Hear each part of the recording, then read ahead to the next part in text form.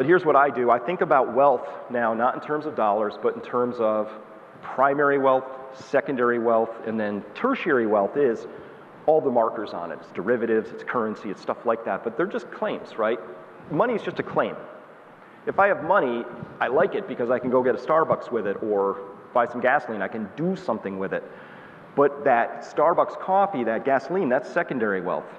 Primary wealth is the base of all of this, which is the resources you actually have access to in your country. So this is good, thick, rich soils, it's abundant fisheries, it's forest land, it's rich mineral ores, things like that.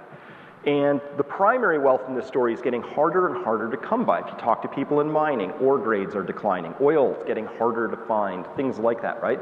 So if you understand this chart, every wealth transfer in the past when currency systems have failed, so that could be Weimar Germany, that could be, back in the day, this could be Venezuela today, Argentina today, very bad down there what's happening. People are discovering very, very rapidly that the claims aren't what's important. And when the dust settles, you'll find out huge swaths of the population got destroyed, and they'll write books and say, oh, the middle class, their wealth was destroyed. It got transferred. It's an important concept because the wealth didn't change. Primary, secondary wealth is what it is, the means of production and the resources to drive it. That is always wealth, always has been. Now, who owns that is going to change. And we know the WEF, the Davos crowd, they're working very hard to make sure that this great reset button gets hit. And at the end of it, you'll own nothing and you'll be happy. Right? They're very open about it, right? Maya Angelou says, when somebody tells you who they are, believe them the first time. I'm working on it, right? I believe them, And they also told us Western values will be under assault. I believe them. Because if something happens and somebody says they were going to do it, I'm going to think maybe they did it. It's a theory I'm working on. All right, so what does that actually mean, primary, secondary wealth? For me, it's hard assets. I just love hard assets at this point. It's a way to sort of dodge things. I love oil wells. I love oil. I love energy in this story. I love gold and silver, other metals as well. So this is just a placeholder for all kinds of metals. Copper. If you read the copper story right now, on a fundamental basis, we are so short over the next set of years. It's astonishing. As well, good real estate. You know much more about that than I do. I include in my real estate listings trees. I own a lot of trees. I consider these BTUs on the hoof. I'm convinced that we're going to be using these things again for energy. In Germany, during the first gas crisis they had about a year ago, they had thefts of firewood off of people's porches. Because a cord of firewood, if you know what that is, 8 by 8 by 4, 8 by 4 by 4. A cord went from about $200 to $2,000. So that'll happen again, because trust me, we like our energy, us humans. I like tractors. They could be off-road vehicles, Kenny, whatever, it's all good. And gardens, or you know the people who are growing your food. These are the things I love right now, and many other reflections of this. I'm just giving you some ideas. So if you want to find me later and talk about these things, I just love hard assets at this stage because it's a means of avoiding the wealth transfer. Because nothing's going to change. If or when the dollar loses its reserve currency status, the petrodollar takes it, oil shoots up vastly in price, the value of these things doesn't change.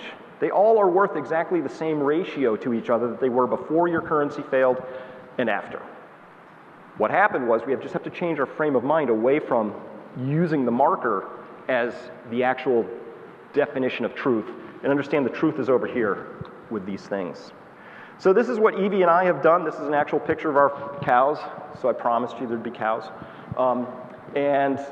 So we're just doing what we can now to, our wealth includes building the soil up in our field, making sure the cows are happy. We like doing this. Not everybody does, but this is our approach. And it feels like a way we can begin to manage the risks that we're facing. And so if you like me, look at this data and go, yeah, this is looks reasonable. I should look into this more. Do all your own research. I'm a big believer in that, right? But if it comes back up for you, you're like, yeah, this is kind of weird that oil's this important and we're not talking about it at all. Maybe I should have some plans for what to do if that transpires. And so that's a really, really big risk we're facing right now. And the thing about facing a big risk is it's not, for most people, myself included, it's not a rational, logical process. It's an emotional process.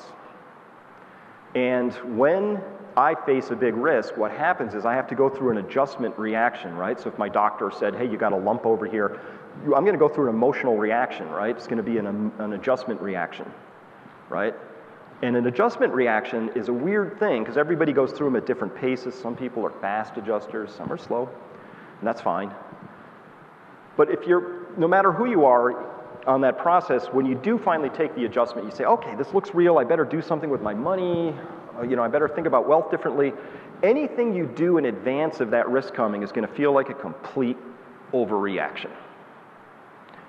After the fact, looking back, you're going to realize it was a complete underreaction.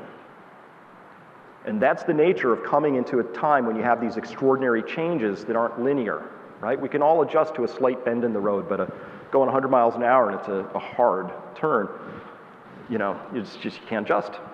So that's the story I have to tell, and I'm really grateful, Kenny, for the invite to come here and tell it. Thank you for all of your attention on this, and I hope you got something from it. Thank you.